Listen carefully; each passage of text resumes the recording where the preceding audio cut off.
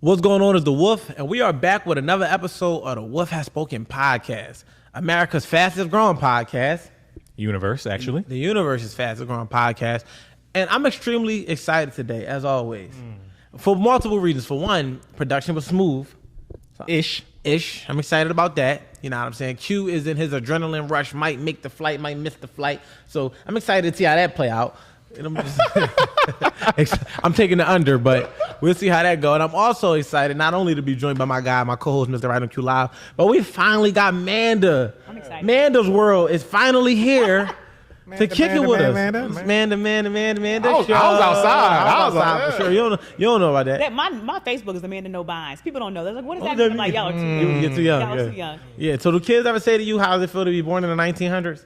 My kids, yeah, they Them think little ignorant fuckers. Yeah. We right into it. Hey, 1900. listen, man. Welcome. You know what I'm saying? So, all right, we know you're a nurse, but like, are you an entrepreneur too, or is it just really just nurse vibes? Triggered. His wife a nurse. You know, we can go there. Yeah. But Please do. So I came do. out here to do more film stuff, and then once I started, when I moved here, and I met all the entrepreneurs, like a lot of y'all. So now I have my own home care business. Oh yeah, you do. I did see that. So I have have that. one too. Home care? Shut your mouth. We're gonna talk. Okay. Yeah. Ops. No, we're not. We're gonna Never, be friends. never that. Partners. It's For too sure. much money. It's an insane amount of money. Yeah, we're gonna talk. Don't worry. We got some money together. Congrats on that. Thank you. Yeah. So I still wanted you to continue. I just wanted to acknowledge it. So I have that. I have my home care business now. There's some other things I'm working on for nursing students. So I'm trying to build my more nurse community. I like it. It's good. I want to get away from bedside. I'm over bedside. I love it because I love people and I like to learn from people. But the bedside is not. It's not for me. It's too political. Understood. I like y'all little navy blue matchup. I don't know who idea this was. Is it black? It's black? What you was thinking? I thought it was blue, but then I saw black. I think he watched it too many times. Literally black. Who Like, watched it close? Because somebody need the answer to this fading. this is black. Who watched it? Queen. The daughter. Blame my god, baby. But so where you from? Well, I was born in Kentucky. Yeah. But I was there till like 11. So I was really raised in Florida, though. It's not like you were raised in Kentucky too, though. 0 to 11 is a good amount. You remember It was good. shit. It was interesting. Yeah, you from there. Yeah. I still like it. I don't. What part of Florida? Clearwater. I was about to play around. Great things. Say fuck out of here, Clearwater, Florida, the whole time. Yeah, I really was about to fucking play Got around. personal. The whole time. Is you really from Clearwater, Florida? It's very different. Huh? Moving here was a culture shock. It was Explain. So in Florida, I went to the beach. I raised the kids. I went home here. I moved. I started to grow socially, and it actually got very depressing because I didn't realize the world is as wicked as it is. I learned a lot really, really fast. So it's still depressing sometimes. I'm like, people are not nice. And it took for you to move here. I'm serious. So when I meet other people from Florida that are out here, like we're a little bit louder. We're a little bit Like more you here playful. too? Here? Yeah. Like the girls, everybody, they're just not kind and everybody's in competition with each other. And then I didn't realize there were so many beautiful women here. So then I got insecure. So it's just culture shock. That's all. Interesting. How did you deal with your insecurities? I'm still working on them. They're terrible. Was There's it? a bug on your shirt. I wasn't just trying to hit you. I promise you. You good, sir? I would never do it again then. Yeah, animals. It's fine. I would never do it again. I would never. I appreciate it. I would but never help I think you put a little extra pizzazz behind it. You put it like we good? Like, You think I hit you? I think it was a punch. Like, It was the bug was right there. I caught him in traffic. I got you. Threw your weight into it. But no, it's funny you say that. 'Cause I actually came across a post recently where it's talking about like a women in general, or even attractive women having low self-esteem. So do you think is it this environment? Have you battled with? I don't say battle. Have you dealt with that before, or did it trigger something here, or was it just a whole new experience being here? I can say a couple of things. So first of all, my mom is white. I'm mixed. However, being born in Kentucky, there were not many black people. She white, or she black white? She's white. She white. Yeah, she's somewhere in the middle. She's white. So anyway, I was very insecure, like standing next to white women. And then I started having kids and I felt like a statistic. But then, so I dealt with that. And so when I have partners and then I happen to get cheated on, the men who would cheat on me with white women. So I was crazy insecure, like real bad. And it's still hard sometimes. I'm like, my hair doesn't look like this, or they're always looking down on you, because fact of the matter is, for black people in general, you can be great, but you have to be extremely great to even be average in this day and age. So that is sometimes still hard. So I read a lot of books, and you try to be self-aware and all that. So that's hard. And then I'll say the women who do themselves up a lot, and people are not gonna like that I say this. But us who, like, I've had work done, we get work done, we wear a lot of makeup, we wear a lot of, those people who do that, I think a lot of them are insecure. And we're more in competition with ourselves, because I don't think men care. And the fact of the matter is, the things that the women that the men be cheating on me with, we don't even compare, but I think that just goes to show we dress ourselves up and do all this for our own selves. Because we definitely never act. Like, we enjoy to look at it, but we never say, like, that's just not a standard for us. We don't, because my whole philosophy is I'm gonna see you 90% of the time without it. Right. So I'm impressed by the 10%, but I'm never chasing the 10%. That would never tip the scale for me. How are you when the makeup comes off? And that's literally and figuratively speaking, because we know when you dress yourself up, you confident, you feeling like a baddie, you present yourself in a way where men are going to be on to you and drawn to you. But when you in your regular habitat, your day to day, what type of energy is you carrying? Are you still confident? Are you still, secure within self? And do you still look attractive? You know what I mean? Because that's 90% of what we're going to see anyway. And you know what I mean? We don't want the 10% to only be when you're going out with your girlfriends. We want that 10% to be when you just trying to keep it up for us as well. But we still not going to chase that. Now, typically, if a man's still in his lustful years, he'll chase the 100% of the time chasing the 10%. But he ain't looking to commit anyway. Over and over again. A lot of men can't even keep up with those women anyway, because they're spending all the time to do all that. Those women want to present a certain way. You're not naturally going to get their organic self. Absolutely not. And men who like bad bitches are only going to like bad bitches. So you can be, Beyonce got cheated on. You can be the finest woman in the world. There is always a woman prettier than you in some way. So but it is hard. Like, we're very, very insecure. One guy told me, he used the analogy of like, I like nice shiny cars, but I'm not going to go buy one every time I want to see one. So I was like, okay, that makes sense, but it's still, there's a lot of comparison. And some people like classics. But I think that as men, we don't really compare. We more so might compare the experience before we compare the appearance. Well, not y'all, us. Oh, you're saying, women. Yeah, Got we compare ourselves, and I think that's why these women are so in competition with each other, and we don't come together like we used to, because we're always trying to outdo each other. 100%. Yeah, because at the end of the day, if a nigga gonna cheat, he gonna cheat. And like you say, it could be with someone that can't compare, someone that would just happen to be right there next to him. She was easy, or it could be just happen to be some bad bitch. But like, that's the same way that esteem thing is internal with you guys. It's also, like I said, his lustful year, that's internal with him. 100%. Because whoever is available, 100%. You're like, you know what?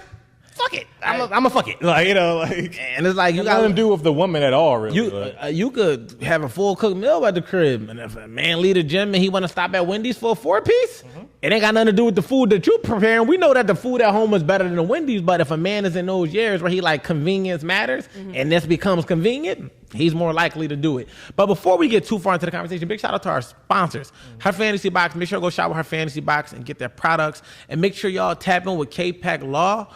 877 K-Pack Law for any type of personal injury or any type of criminal representation you might need. Any type of representation in total. I don't care because just even if literally like just tap in, because I'm talking about even his referrals to other divisions, child support. He's just a great person to have in your arsenal if you're somebody that will need representation from real estate to personal injury. Would they focus on criminal and personal injury law? But I'm telling you, because I work with him in other arenas, that he's just a real deal all across the board. And I'm gonna say it every time because it really did help my life. It's not, for me, this is like testimony. This shit ain't even promo. It's like he really stepped into a time in my life where I was going through a transition, and it could have been the turning point of, if I have to take all of my money and pay for this, or I take all of my money and be able to do what I want with it. And he assured that I was able to keep my money, do what I want with it, and free me of that burden. So, he can free you from that criminal case, and he can free you by getting you that bag and that personal injury. So make sure I give a K-Pack a lot, man.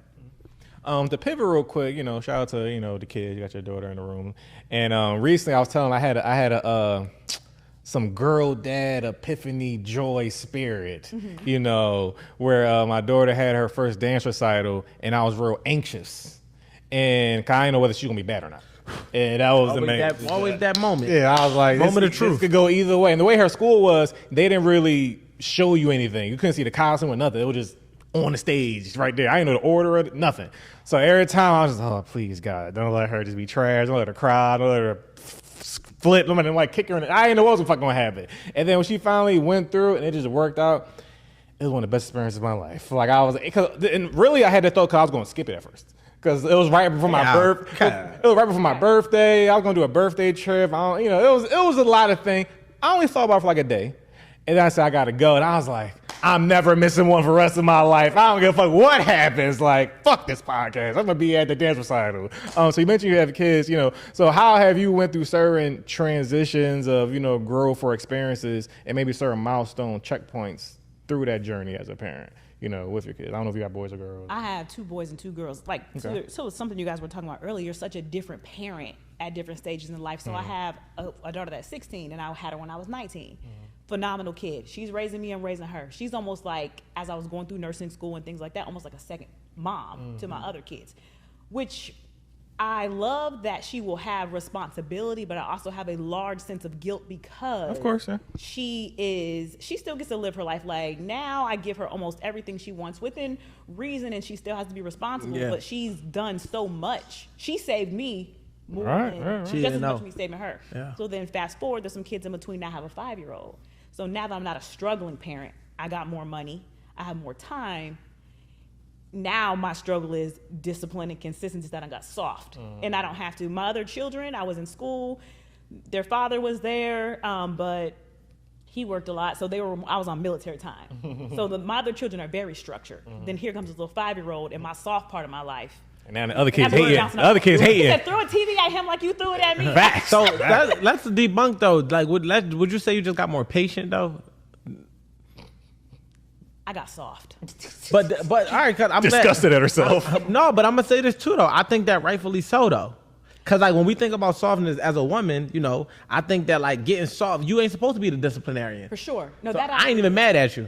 So I agree with that, but to a certain point, it's kind of like. So you're saying that you lost your boundaries?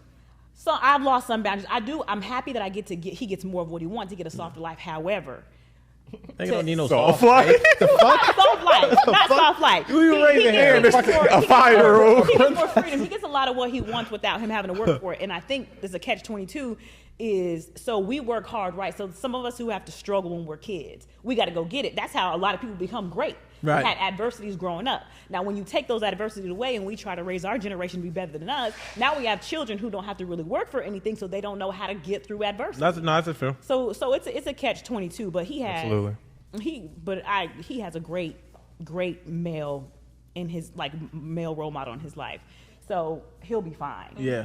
But he gets away with a lot. Yeah, I could see it, but I just debunking the whole. It's like because I told my kids, I'm like, your sibling that I will create, down the line will have a different version of me, and that's just what it is, right? I felt like I'm not guilting myself. I don't feel bad. I had a long 2-hour conversation with my oldest daughter yesterday about not even just about this topic. I'll go into the topic we really talked about, but we did brush on. I'm like, the dad you had, and the dad that every sibling you have after you will have. It's not the same man, right? Because of where I was at the time when I had you. I was 16 when I had my first daughter. She's 16 as well. So it's like you was raising me while I was raising you, and doing so, like, I didn't have the money to do certain things. I didn't have the mindset to do certain things. It wasn't priority to me to do certain things because I didn't understand. So it's like, it's not that I'm going soft, or when I say I'm becoming more understanding of what was required of me now as a father, and that's going to look like I'm going soft because it might not require me to yell. It might not require me to. Now I'm not a woman, so I'm not yelling, throwing TVs and all that shit, and I still do curse my kids out. They know that, but. And doing so, everything I learned through them makes it a system so that when I have more kids, they just get with the program. So it's a program. So I don't have to enforce the program because I was creating it on the go. Right. Whereas though now you stepping into a system. So it's like, no, don't do this, don't do that. Whereas though I was practicing on them. So I'm like, don't do this, don't do that, don't do this. Y'all catching a lot of... I think this makes sense. Yeah. I don't really have the evidence to support it. But now with them, unfortunately, being the prototypes and being the person that we started with in our journey, they now created the path the way. You know what I'm saying? Y'all need to be, y'all older kids, be pioneers. Be okay with it. Listen, we all want to accept the road that was paved with us from fucking Harriet Tubman and Frederick Douglass, but you don't want to be Harriet Tubman for your siblings? Free the babies. Like, it is what the fuck it is. But I would say my older... And I'm only speaking because I'm the youngest child too, though. Pave the way, bro. She's more appreciative of things though, because of, so she can gauge. She knows how to save money. She can. If there's a no, she's not necessarily questioning it. The other one, he's like, why? Why can I have this? Why can I have that? Why can I have this? The audacity of these young Man, listen. But to your point, that's a COVID baby too, bro. Yeah, they different. Oh, yeah. They Them different. motherfuckers been working iPads in 6 months. But go ahead, to the point. But I mean, like I said, we'll have the tools. Yeah. They'll have different tools, but you just have to navigate it. 100%. Tools still got to be used correctly to be effective. If you take a fucking hammer and you bang it against a wall, you're going to create a hole. If you take a hammer and you put a nail in between you and the wall, you're going to hang something beautiful up. So it's different for sure. Right. But to add on to the conversation, how do you feel? I'll let Wolf go, and you speak from like the woman's standpoint. But speaking of the chapters and the milestones you went through as a parent, the idea of like, as you change as a parent, as they change as a kid, how's that relationship dynamic? Listen, I'm gonna tell y'all straight like from this. parent to sponsor. Yeah, a lot of stuff. I hate when he go all the way down the path. That parent was perfect. No, I'm fucking with you. No, but episode 32. All jokes aside, though, no. Like one of the things that I've come to realize was my daughter's now 16, right? So it's easy for her to develop her own independence, have her own friend group, want to have her own life. And as a man, it relieves me of a lot of day-to-day responsibilities that I used to have as she was growing up. Now, I'm not talking about day-to-day in the career responsibility, because it ain't like we lived in the same household, because I've been co-parenting since the day she was born, but the day-to-day responsibilities of just, her leaning on me for these things. So I had to really realize, I had to say, like, I don't want my relationship to my daughter to become a sponsor. And what I mean by that is just like, it comes to where, though, you just think about me when it's time to call and ask me for something, and I'm okay with that because you don't call me, you must not need me. You need me, all right, I'm there for you. I want to continuously have a bond. And I think for dads, let me get the close up. I think for dads, just understanding that, like, as a father, be intentional as your daughter or son start to age to not phase yourself. They don't mean force yourself on them, because sometimes they want that. Depending on what type of parent you are, if you already was overbearing, then they're going to rebel. They're going to want to be away from you. But if you never was overbearing to begin with, and you kind of always had that relationship that was solid, make sure it maintains its solidness through these transitions by you being intentional about keeping that bond. So I've been having a conversation with my daughter. I don't want to just be your sponsor. I don't want it to be where it's like, oh, my dad gonna pay for this, so I'm gonna call him. I want you to actually check on me. I want to check on you. I want to know you. I want you to know me. And we got to be intentional as they age, because we grown. How many times do we really? I talk to my mom a lot, but how many adults can actually say that me and my mom really get to know each other? We talk like on the phone for hours, but I can't say that that's common amongst parent and child. Most people don't call their parents unless something's wrong, and most parents don't call their child unless they need something. At this big adult, I need my son to go do this. I need my daughter to do that. But I don't want to grow into that. I want it to be where it's like, I'm not just sponsoring your lifestyle. I want to still be, your dad. I want to set a relationship. So, as you've gotten more money as your kids, you've had more kids, do you feel you had that type of experience or thought process, or you think you can see in the like future where you might be losing with this your daughter? 5-year-old once he gets to 16? Mom, I need this. Send me the cash app, mom. I have one of my sons is like that, but I have told them you have to work for it. I don't just give. I never really gave. There's down south, yeah. Especially not boys. No, I had to, when my parents made me, as soon as I got a job, I had to save up my money, buy my own car. And that made me responsible. I want my children to be the same way. I don't give them anything. Like some parents say, oh, if you good grades, I'm gonna give you, I don't give a damn about grades. If you are not morally in line, or you're disrespectful to grown-ups, your grades mean nothing to me. Because there's so much more to life to learn other than what a school's gonna teach you anyway. 100%. So they have to, I don't just, besides the 5-year-old, I'm working on that. He has to learn, but he has chores. He folds his crying at his fucking kindergarten graduation is out of pocket. I kid you, he's 5 years old. He has to take the trash out with his brother. He folds his clothes and puts them in his drawer. I'm not raising, I want grown men. Yeah. I don't want a man who needs to be also sponsored, because in Florida, a lot of the men just live off of women. Oh. And here the dynamic which is zip code is this? different. Q's trying to get a contract. He out there trying to get his shit off. You need to learn to, clean and not be dependent on anybody. Especially as a man, for sure. Because the world ain't going to give him nothing. So it's like, I'm all for that. You know what I'm saying? Like, of course, like you want to teach, women how to be self-sufficient. But men, you got to be intentional about letting them know, like, bro, you're going to have to work for some shit because the world ain't as giving for you. And that's not an issue. It's just a reality of it. And what tends to happen is a lot of single moms, unfortunately, create a soft life for their sons because they don't want them to have to overwork. They think that they're doing a good job by taking burdens off their plate. But men only learn from pressure and consequences. And we feel accomplished when we overcome things that seem to be challenging to us because we realize that we're capable of doing it. But if every time we show an ounce of struggle, our mom lift the weight for us, you create a man that's dependent on a woman. Then when you get with a woman and he want to meet her halfway or perfectly fine with her going the full way and she can't understand where it started because in his developmental years, he was never in a predicament that, like, you got to think a lot of our community is women. Grandma, auntie, mama, and then it's like the male figure that might have been there might have didn't have it, or they was raised on grandma, auntie, mother. So systematically at that point, he's conditioned to be okay with seeing women work harder than him to get him what he need versus him overcoming the little bit of challenge that he found himself faced with. And then they wonder when a man like, why the man don't take accountability? Well, every time this little nigga was wrong, his mom said, don't tell none of my son. You can't do this. You can't say that. The coaches can't say nothing to him. The cousins or the uncles or the dad can't. Some dads can't say nothing to their kid without mom trying to overpower and overthrow their authority. And then when a man get older, what he gonna do? He gonna stand behind mama, or he gonna try to find a woman that's going to show up for him like his mom showed up for him. And that's why a lot of men are underdeveloped, unfortunately. And it literally is not. This ain't highlighting this. Don't put the blame on women. It's literally the result of it. But it's not aware. So I caught myself doing that as I began to read and learn. My boys, I was calling my boys, and I was making my daughters be crazy independent because I separated from their father for a little while. So I'm like, be hard, don't need no man. And I'm over here coddling my sons. And I'm thinking, now I'm looking at adults as I'm growing to learn people. I'm like, okay, these men are soft and this is why. So I had to teach my daughter to soften up a little bit. You get way more when you stay in your feminine energy, be kind, be soft spoken. Yeah. And your sons need to learn to grow. But I was watching me create the problem. I don't dislike, I respect hyper independent women. That's not how I want to live my life. I don't like that.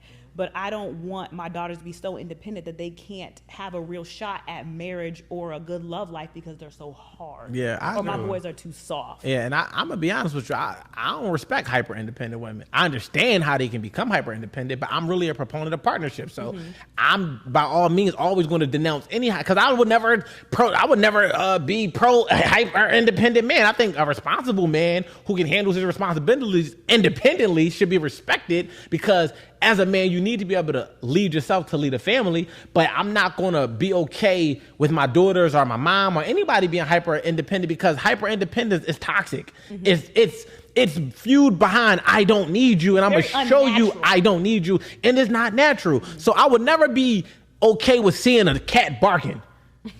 Right. I'm like, oh, the cat barking, yo, like you should get. I'm be like, get that fucking cat away from me. That's like, what the fuck is that's not, it's not natural, it's not normal. Now, does it mean that a person shouldn't be self-sufficient, being able to do for themselves in the event that they don't have nobody else? You should be self-sufficient. But hyper-independence means that you chose independence, you stand for it, and you're basically denouncing partnership. And I'm not. I'm pro be together.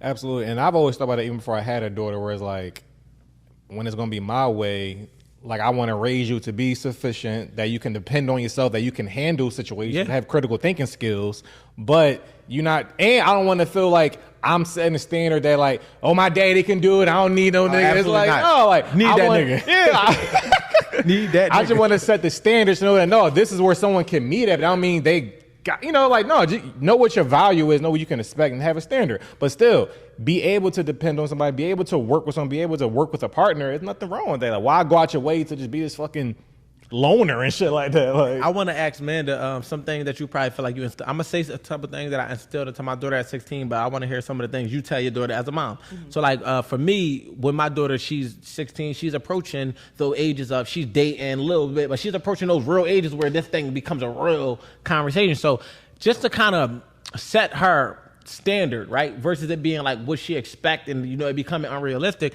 I tell her, like, I'd never expect a man to cater to what you want, right? But the standard is for any man you're dealing with to be able to take care of your needs. Like, right now, I'm your dad. It's my responsibility to take care of what you need. Like, what you need right now, her needs is very basic. Phone bill, little money, stuff like that. But once you get to a certain point, if you're talking about cosmetic maintenance and different things like that, those are things that you want to buy yourself. Those are things that you're going to have to work for. Like, you have a job now. I'm not going to open my wallet every time you want something. But you working for what you want, that's completely up to you.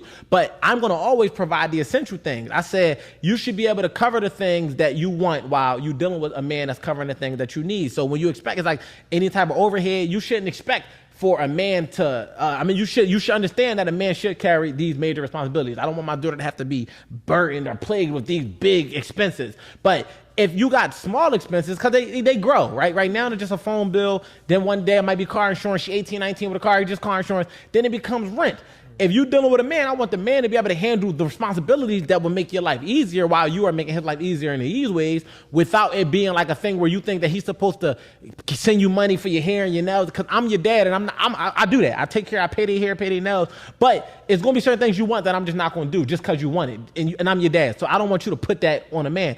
Another thing I'll talk to her about is, never make a man show you he a man.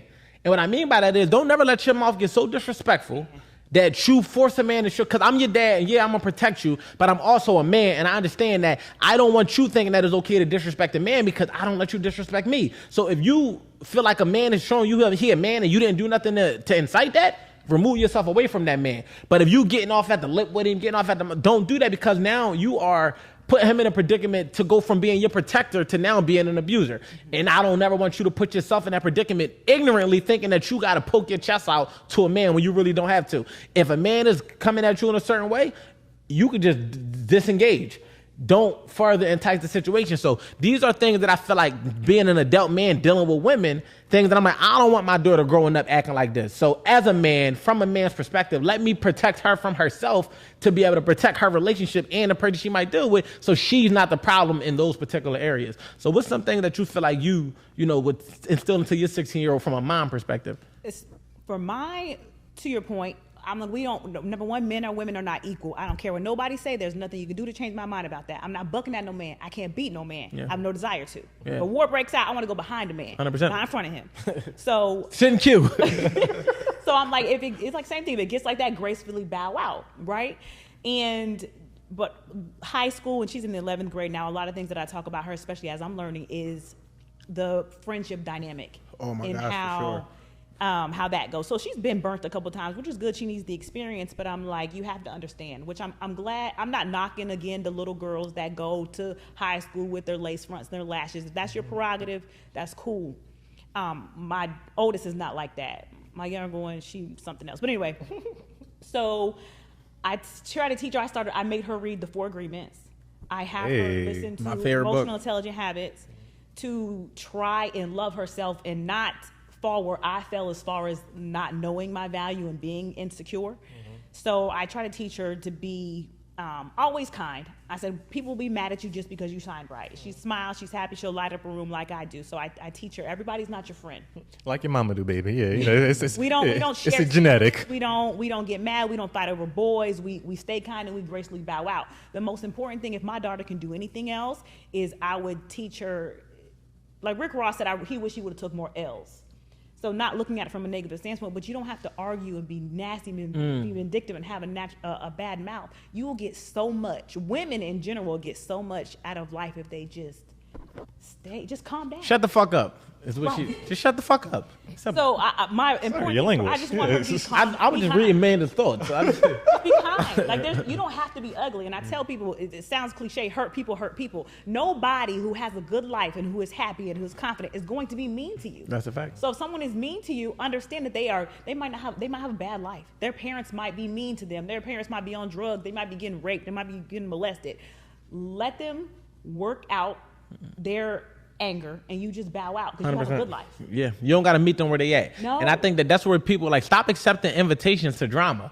Like you can literally just reject it. Like, you know what? Like you said, you have something going on. You're projecting it onto me. Instead of me accepting that invitation, I'm going to kindly reject to attend that party of misery. So with that being the case, I'm going to walk past that opportunity to react or respond in a way you're reacting, because it's one of 2 ways this is going to happen. You're either going to meet me where I'm at and I'm going to raise the level of the conversation, or I'm going to stay where I'm at and you're going to stay where you at and we never going to connect to begin with. But what tends to happen is people allow for their lower vibration to be pulled down and sucked into an argument or to a debate or to some type of feud that they didn't even sign up for. Going back to what I always say, going into it with the end in mind, if I don't want to argue, I'm not arguing with you. I didn't come into this conversation to argue. I'm not going to allow it to make me argue with you. If I came in to be understood, then that's what I'm trying to leave up being understood. And if I can't be, then I'm willing to leave it there before I allow it to go from me coming in to be understood to me leaving off being disrespectful. And I do that in friendships, I do that in relationships, I do that in every type of conversation or interaction, because I'm understanding that we all have a decision to make. And if you decide to lead with negativity or lead with bullshit, I don't have to then decide to match your energy. Right. I'm bringing you to where I'm at on this frequency, or we just won't vibe. And I'm cool with that. And it's like, I was just telling my daughter on the phone yesterday, like, everybody is not going to understand you, and that's okay. Like, don't, because she was talking about shutting down from opening up and, you know, feeling misunderstood. And then, you know, I'm like, I see you got this thing where you close off, but you got to understand, you got a big personality and not even personality, a big presence, because she's very reserved. She has a big presence. So I'm like, if a motherfucking wolf walk into the room and go in a corner, it's still a wolf. Even if it's over in the corner, ducked off like this. So you thinking that the more you cower and the more you reserve yourself, the less people are going to be intimidated by you. They still going to look at you and know that you're a wolf. It's still a wolf in the room. And if you understand that you have no reason to tuck your tail or put your head down, because it's not up to you if they get inspired or intimidated. It's up to you to show up and be you and know you as much as possible so that room don't change you. And, you know, that was one of the conversations we had yesterday, because I want to know, like, you don't got to shut down or dim who you are to try to be accepted. Not saying that that's exactly what she was doing, but I can see it being that trajectory in the event that it continues to happen. No, be okay with making people uncomfortable if you're not intentionally making them uncomfortable. Like, if my presence bothers you, that just should be a warning or telltale sign that you have things that you want to work on within self. Now, if I'm directly affecting you, that's different. But if I'm just existing and my existence bothers your existence, then something about your existence within self has to change, because I'm not coming down to that vibration. And that's for you to work out, not me. Not me. Yeah. You know what I mean? I want her to know that. Together, yeah. You know what I'm saying? But yeah, take us to a topic. I know, Yeah, I know you're thinking about your flight. I know, bro. I was thinking about the topic, actually. What's your topic? Recently, Such a nut ass nigga, yo. like, recently he made a declaration for all men that they should never move into a woman's place. Stand on it. I have a new declaration proposal that a man without kids should never date a woman with kids. That's yours. This ain't like you. That's your declaration. Yeah. I'm put it on the table. I got you. What are your guys' thoughts about that? Where you want to start? You want to go? I just talked. I'll let you. I got something to say, but I got you. I think this is funny. She like, I got kids. Fuck you talking about? You trying to fuck? So with I have the man that I'm married to. We don't have any children together. Gotcha. So I will say, Did he have any before? he has 2 of his own kids. He had his own. Yeah, okay. But I'm gonna say this. So women who have, you got to be careful with that. So you have the women who don't have children, right? Depending on her lifestyle, a lot of women who don't have kids, and I'm not knocking this. This is great. Are in a more selfish era. Without a doubt. So you can be nurtured, actually not better, differently by a woman who has already learned to make sacrifices. So I don't know. I don't think that there's nothing wrong with the man saying, no, I don't want to date women with kids. I actually said I would never date a man with kids. Right. A lawyer told me one time, he said, Amanda, don't you ever date a man with young kids? And I'm feeling the wrath about that, but we can't go there right now. The wrath. So, No, that's a big difference. no, it's huge. Absolutely. So I think women who have children are a little less selfish, depending on what you're looking for. So It's actually a fair counter thought. you get a That's literally my thought. woman, like, she doesn't know how to be selfless. So 100%. when you want something to eat, you got to go in there and fix that shit yourself. 100%. A woman who has kids, when I met my husband, I didn't even know how to cook, but I literally worked my ass off to figure out how to be a good woman. And, you know, I was already making sacrifices to learn how to cook for him. The women are just less selfish, in my opinion. Not all moms are good moms. Yeah, Of course. But what I'm saying is you will get someone who knows how to make sacrifices. She's more nurturing. She probably cleans and cooks already because she has to. Can you cook now? Yeah. Oh, yeah. Are you a good cook? I'm all right. I can I get the can job do done. it, but I mean, shit. Kids you know, not starving. He isn't food. He meal preps and stuff like that. So he's okay with eating very basic food. So it made it easy for me. Good Fair money. enough. Yeah, I got a lot of thoughts on that particular thing. Even like where she took it as far as in like, I feel like, you know, women with kids have an understanding for responsibilities that go beyond them. And in doing so, you know, that makes them more mature, because not having kids is a level of maturity you will never reach, because, and that's as a man or as a woman, because it's a level of responsibility that you just don't have. So a man without kids don't even understand certain depths of what it is to sacrifice, or certain depths of what it is to provide, and what it is to become a certain version of themselves, because them too only have to worry about themselves. And if they get in a relationship, whether a woman have kids or not, it's optional. I can leave her and these kids stay. Having to co-parent is, to me, a more of a bond, and not a bond, but a bind than a marriage. Because a marriage can be divorced. I can't divorce my child's mother. You know, and now what I mean by that is, kind of metaphorically speaking, it's like, that's still their mom, and I still have to communicate with this person. I still have to we see things differently, and we still have to show up and figure out ways to make it work for this common interest, which is our child. So having that forces me to learn how to communicate, forces me to learn patience, forces me to learn how to work through conflict, because I gotta fucking talk to you again. And I think in relationships and marriages, people can walk away from a marriage, you can walk away from a relationship if a conflict get too much, but you can't, unless you're just a deadbeat. Like, deadbeat aside, we can't speak for them. A dad that's been there through, I'm on child support, been on child support since my daughter was 6 months, never had a chance to be a deadbeat, have to work through the problems of being a co-parent, not running from it.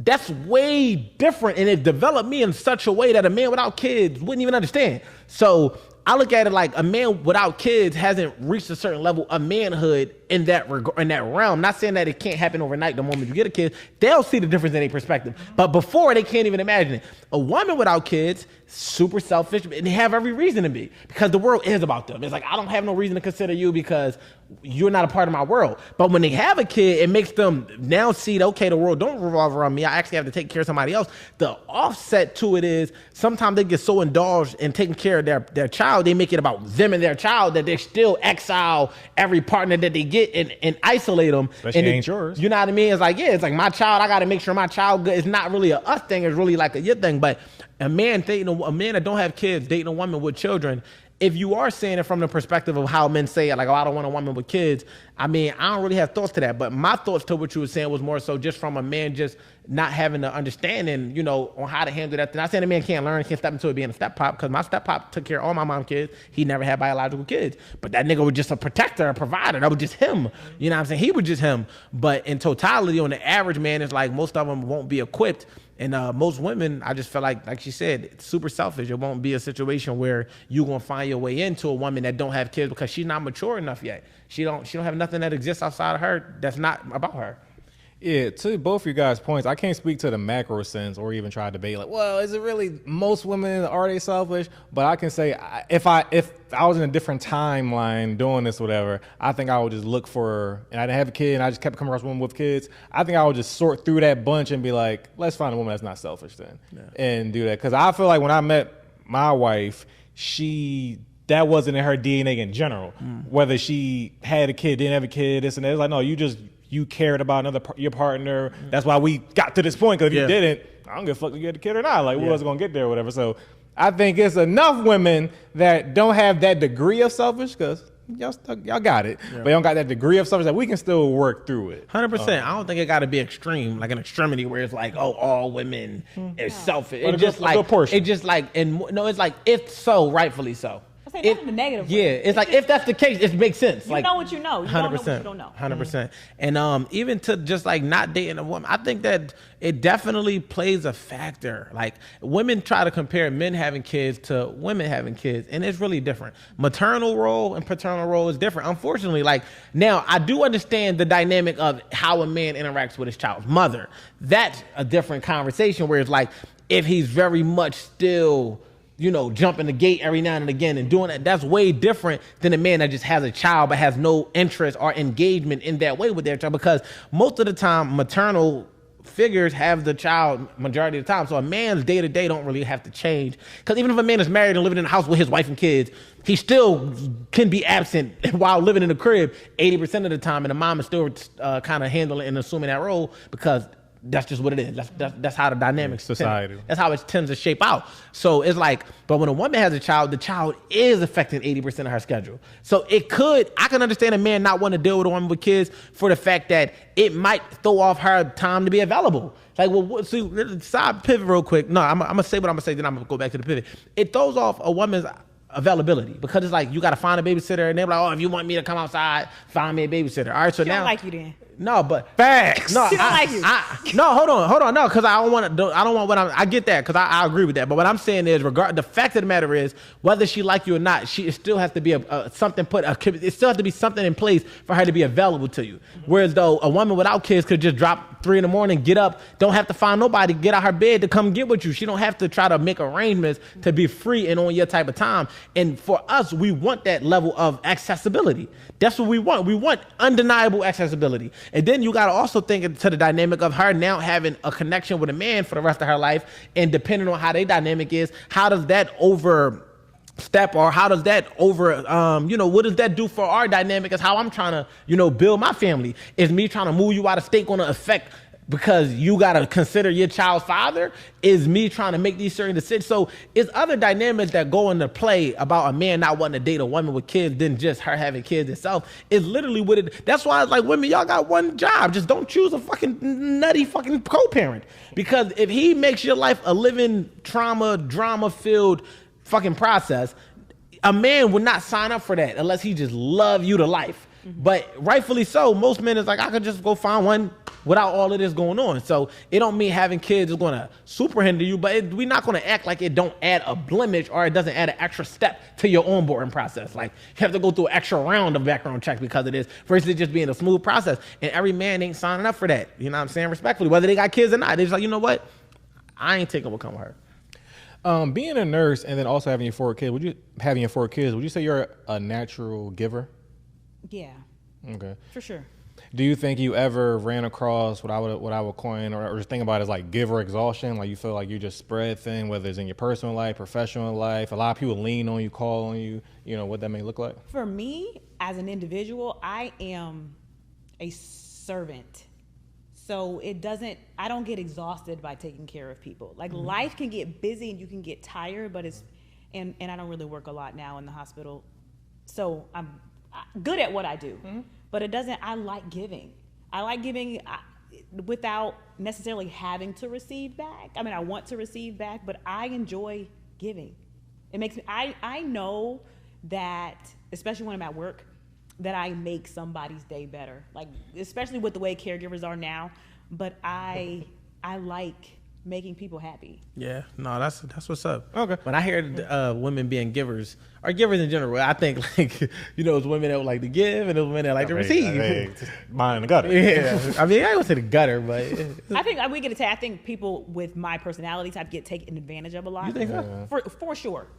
Then even I was thinking about this the other day as far as men. I think women I'm in my opinion a submissive type of woman, but some part of me thinks some men just like toxic women because you get kind and it just gets taken advantage of. I can see without boundaries how that can happen, but that's anybody. I don't like, cause like in general, like I feel like if you can go into an ATM and type in 00000 and you can take out as much money as you want with no daily limit and it's not even your money, who's going to stop the person from going there every day to go take out a large amount of money? And that's how people are making withdrawals from people that give because they see that there's no boundary, so it must be no limit. Where are the independent morals? But that's us asking society, and I agree, right? But that's us asking society to be what society has proven to not be versus just internally setting a boundary to not allow them to get over on us. Because that's where it comes down to is like we have to acknowledge that people are going to be people, and sometimes inconsiderately aren't considering what it does to you, only what it does for them. And they don't always do it with malicious intent. So when we say taking advantage of, that puts malice on it because it's almost like everybody that does it and does it with the intent to get over, where though some people just think that you got the capacity to give because there's no showing no limit. It's no restraint. So if you giving, you're not showing that it's taking a toll on you. You're not showing that it's bothering you. You're not showing that you're just showing up. They are never going to associate that with it being an issue because some people don't think it's a problem until it's presented as a problem. But a boundary allows for you to give, but you reached your daily deposit limit. I mean, your daily withdrawal limit. You hit your mark for the day. I don't have it for you no more. And that makes people now come into a considering where am I at with my limit? Am I at the line? Am I close to it? Like, how much more can I get before you cut the shit off? But if you just like, I just gotta give, that's toxic in a sense because, and I'm not saying it exactly pertains to you, but in general, it's associated from people pleasing. That's just what it is. It's unhealthy. It's extremely toxic. But let me ask you this question. So if you have boundaries, so if you typically don't have boundaries, but say you're in a relationship and you're the giver in the relationship, when you set that boundary, but the person doesn't respect that boundary, but that boundary isn't enough to cut them off, how do you get somebody to respect a boundary is always enough to cut somebody off. That's what makes it a boundary. It's not for them to respect the boundary. It's for you to respect the boundary. That's why they call boundaries. If laws was flexible, people would break them. The laws for a reason. It's not contingent upon how I feel about you. It's a boundary. So if I say, I fuck with you, man, you my dog, but don't call me after 11 p.m. because that's my hour that I'm going to sleep, and you constantly do it, you're not going to have access to me in that way. it's not personal. It's not that I don't fuck with you. I don't fuck with what you're doing. And because it's attached to you, y'all both gotta go. But if I allow my fucking with you to supersede what you're doing, then you're never gonna stop doing it. Right. And this happens in parenting, this happens in friendships, happens in relationships. People, in my book, I said, you have to be willing to leave a relationship to stand on the boundary. I don't tolerate disrespect. I will leave. And when I say that, it sounds good until I leave, because I told you I'm not tolerating disrespect. So if I got my boundary on what I tell you what I'm not, and of course, that's subjective. So we iron out what disrespect look like. We don't just say we're not tolerating disrespect and don't give a fucking crash course on what I feel to be disrespectful. Because I feel like a lot of people say, oh, you disrespected me, but can't identify what that disrespect is. They just might have felt offended. But just because you're offended don't mean it was disrespect. Disrespect has to come with the intent to disrespect you. I can offend you all day tomorrow, but that don't mean I disrespected you. You just offended by what I said. So I make sure that I'm clear on what I deem to be disrespectful and what will make me walk away. And typically I got 4 agreements. Don't think for me. Don't lie to me. We keep everything in-house and stand on what you do. And then I will go into a whole entire breakdown on what those 4 agreements look like, so that you understand that if you fiddle within these 4 agreements, this is enough for me to walk away. Even if you don't see it as that deep. It ain't for you to see it as deep. It's deep to me. And because of that, I have to be willing to walk away. But in most cases, people will get their act together when they know, because again, men only respect pressure and consequences, and women only know what they had once they don't have it no more. So as a man, you got to be willing to walk away to let her realize she fumbled. And as a woman, you got to be willing to walk away just so a man know that you might. Because most women be like, well, why he start getting his act together when I tried to leave? It was a consequence on the table that was actually severe enough to make a nigga realize if I don't stop the nonsense. But this pressure, it's a pressure type shit. So, what you a giver. So naturally, it's going to be a challenge for you. But your battle was against you. It's not even against them. They're going to continue to do it because that's just God working through them to get to you, to let you know, I can't save you from yourself. I can't reach you. You got to say, you know what, baby, you my son, but no, you my husband. And because this isn't part of our vows and your needs, I don't have to tolerate this. Because you my sibling, I don't have to deal with this. I don't have to answer every call because you my mom. You know what I'm saying? It's like, as long as I know that I'm showing up for you in the ways that I'm capable and I have the capacity to, then I'm doing my part type shit. You know what I mean? And do you have siblings? How many? 4, 3. Okay. Because I was gonna say, as an only child, I've never struggled with that for the most part. He don't have empathy. Allegedly, kind of, supposedly. Basically. Well, yeah, so it's like, whether it's friends, and as I've gotten older, I've recently decided I'm just going to start pulling back a little bit. I feel like I went through a certain chapter of adulting where I was being too hard on, like, if anybody even cracks the boundary, even touches the wall, it's like, oh, it's over, it's chalk, like it's done. It's like, no, it's okay. Like, even with family, it's like, like when I understand now where it's like, I proved the point. It is what it is. But at the same time, to your point about the giver thing, you made me think about old conversations me and my wife used to have, where I used to tell her early on, like, I recognize, because how her family was, or her siblings, she was the giver of the family. And they will constantly go to her, lean on her. And I'd be like, oh, no. I'm a low maintenance person in general. I'm pretty self-sufficient. I don't need that much for her. You don't got, I'm not about to be a person like put a whole other anchor on your back and be like, you can do this? You can take care of me too. Like, so I understand how that, to me, of course, it's up to the person to have the boundary, but also I feel it's up to the people you come across, especially partners, to protect that as well and to honor that. Like, I'm gonna protect you for yourself even if you need it. Even if you ain't even get to that chapter yet, I got you. And I saw that very early on with us. But that's the thing about men. That's like a part of our protection. It's protecting a woman from herself. I don't know a single woman that don't identify themselves as a giver. And when you get close enough, you realize that a lot of it be against their want and will. It's like they do it, but it's not like I really wanted. I got up wanting to serve. It got up like I was called upon, and I felt like I had to because I was called upon. And even in my most recent relationship, I realized that a lot of people will overstep because it was no boundaries put in place, and men add structure. So in us now it gets tricky when the man inside the structure is the one that's overstepping. But typically, in a general sense, as men, we are supposed to be the ones that say, "You're not about to get over on my girl." That's why when we go to with y'all to get oil changes, they go from $120 to $65. When we go with y'all to buy cars, they go from 23% interest to 10% interest. It's like everything changes when we there because we add that structure and we hold people accountable. And this allows for a woman to be like, okay, cool, like these things are shaping out in my favor, versus going in these places expecting a man to just be honest, expecting a woman woman and just be honest, and then feeling like the world is a horrible place when people do fucked up shit, when in reality the protective measure that should have been in place wasn't, because you didn't put them there by having a man or having boundaries. Because if you don't have a man, you gotta have boundaries. Because the thing about it, ladies, is if you do have a man, you need to have boundaries 100%, but a man still will protect you from yourself and protect you from the other people in the world that try to overstep, to give you time to establish boundaries. But if you don't have a man, you better get to work on your boundaries, because 9 times out of 10, you're not going to be able to stop people from overstepping to where you feel like they getting off, and the whole time they just being human. But this is what I was going to say to the ladies too real quick, man. I always talk about wetting the wallet. My concept of wetting the wallet is, you know how we got to get y'all wet for y'all to want to interact with us sexually? I feel like women have lost art on what will make a man open his wallet to them, and they just wake up and feel entitled to it. Like, oh, because I exist, you should just give me your money. For me, what I say is, men, we only going to pay for 3 things. It's going to be entertainment. You get what I'm saying? It's going to be, hold on, I wrote this shit down just so I make sure that I got your asses. I'm going to say, yeah, for sure. All right, that's all I'm gonna say. All right, boy, I'm sorry. Yeah, so as men, we only gonna pay for 3 things. Willingly pay for 3 things: entertainment, responsibilities, and peace of mind. Those 3 things is we will spend any amount of money on. So where do you fall at in that category is going to determine where you fall at in our wallet or in our budget. So if you're a responsibility, I could be unattracted to you. We could be married. I'm disappointed. I'm not happy. But because you're a responsibility, I'm still going to take care of the things I have to take care of, because that's my responsibility. I go to the strip club, or, a man might go trick off. That's entertainment. It's the same level as football, basketball games, and they're going to spend that money on that. And then the other part of it is peace of mind. So it's like the places we choose to live, or the way we choose to live, is associated, or the partner we choose to invest in is largely associated with how much peace they bring us. A man will pay a therapist. I will pay you to have these conversations because I need to get my thoughts off my chest, as I will pay to live in this community because I want to be able to protect my family without having to protect my family a certain way. But women don't understand that that's typically where our money gets spent. We don't spend our money on entitlement.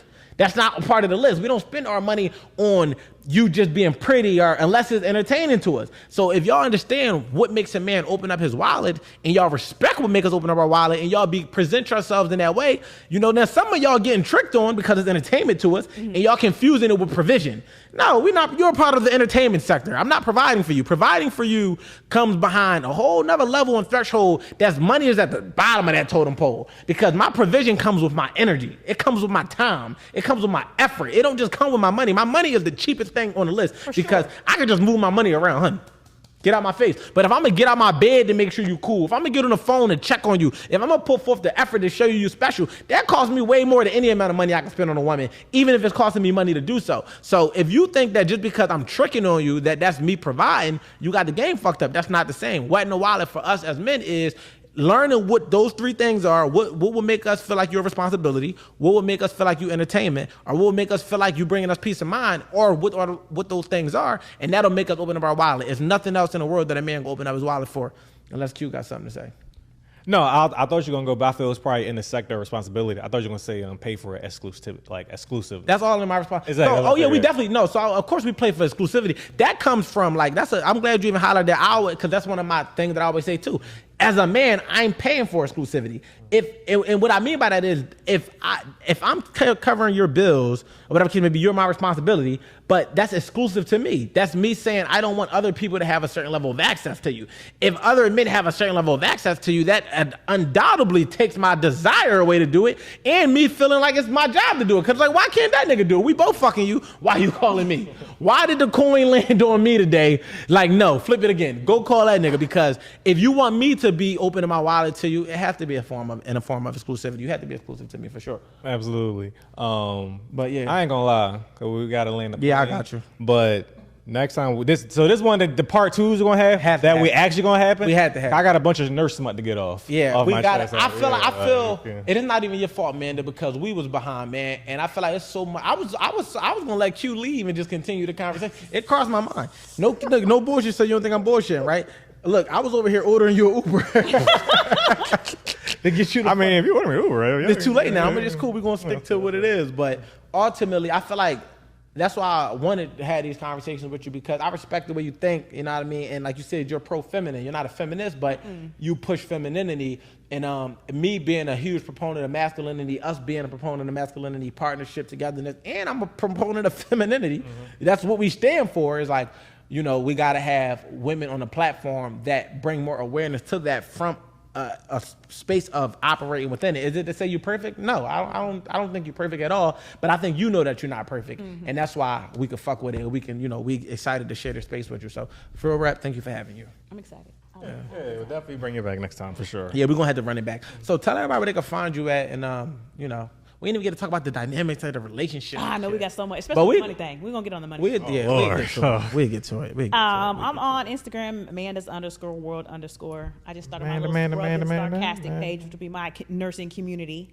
But I'm on the internet. Y'all can find maybe right here. Yeah, y'all find her. Hey, y'all probably seen Amanda clips every now and again. You know, Just be nice. She wanted to, like, I actually would, like, if I see your clip, I'll actually watch it. I don't really watch people content respectfully, not even like but it's like, because like a lot of times when you kicking into the women and you coming from a woman's perspective, it be shit that they need to hear. Because I just feel like we gotta go. There's just something we can get. Like you said, the cheapest thing you can give me is some money. I want a man who loves God and can put me in position. 100%. So I can set up money if something happens. The money is good, but I don't even have to ask a man for money. Yeah. You shouldn't even have to ask. Yeah. But anyway, we won't get into that. We get to it. So you already know, man. Do not gatekeep this information, man. Please, as y'all let people know, we continue to grow. And in order to do so, we need y'all to take these informations from this conversation and take it to conversations that extend beyond this. We don't want the conversations to end here. We want them to start here. So with that being the case, take them to your group chat, take them to your friends and family, take it to the job, take it to your wife or your husband, take it to your kids if you have to, because there's so many different areas where we encourage you to get 1% better every single day and every single way. And these are the conversations that drive that type of progression. So with that being said, man, you already know where y'all can find me at. First of all, shout out our sponsors, Her Fantasy Box. And get with K-Pack Law, 877 K-Pack Law. And now, you already know where y'all can find me at Wolf WIC. Y'all can find the podcast on the Wolf Network YouTube channel, the Wolf Has Spoken Podcast, and on the podcast app, as well as in every other audio platform, the Wolf Has Spoken Podcast. With that being said, you can follow the network, wolfnetwork.WSC. Q, where can they find you at? Right on Q Live, as in the right side on QUE Live, right on Q Live. And we just want to say thank y'all for rocking with us. If you've been here since episode 1, if you haven't been here since episode 1, go back and watch episode 1. Absolutely. So you can see the growth and development within us as well. So you can understand that as we encourage y'all to get 1% better, we ourselves are also working to get 1% better. Big shout out to our producer who filled in, my guy Sean Sinatra. What is it on the Is it Sean Sinatra right now on the gram? Sean underscore Sinatra. You know what I mean? He doing Sean Sinatra. I mean, I'm underscore somewhere. I search my followers. I hang with the nigga. What the fuck? Yo. It ain't hard to find him. Like, do some legwork. Put a little legwork. You can find Sean. You know what I mean? You can book Sean for services as well. You know what I mean? We told y'all not to book Ricky and y'all didn't listen. So that's another conversation for another day. Another episode. I'm triggered. But with that being said, man, shout out to my daughter Nevaeh. I didn't say you can make an appearance though. No, you give him an inch, take a mile. Bro. Yeah, like that. Shout out to my daughter Nevaeh. And who's happened to be behind the scenes being our production assistant today. And yeah. Thank you. That's the pink dress that y'all seen in the back. So big shout out to her. But yeah, man, until next time, as always, man, we see y'all soon, man. The Wolf Has Spoken. Let's get it. Yes, sir.